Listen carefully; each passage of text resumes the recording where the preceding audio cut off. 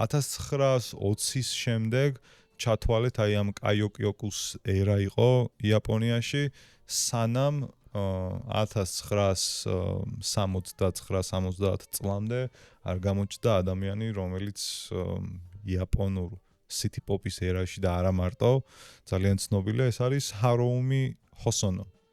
ერთ-ერთი ალბათ ფუძემდებელი ამ გარდატეხის, რაც მოხდა იაპონურ მუსიკალურ ინდუსტრიაში.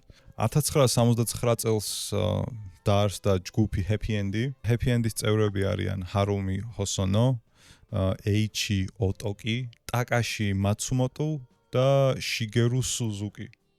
რომლის სახელების ალბათ არაფერს არ გვაძლევს თითქოს, მაგრამ ცოტა ხანში მოგცემს. კი, იმიტომ რომ ამ არტისტებმა შემდეგ ცალკეული პროექტები გააკეთეს, რომლებსაც ძალიან დიდი პოპულარობა მოჰქონდა და ამასაც დაუბრუნდებით ალბათ მე. Happy End-ს რაც შეეხება.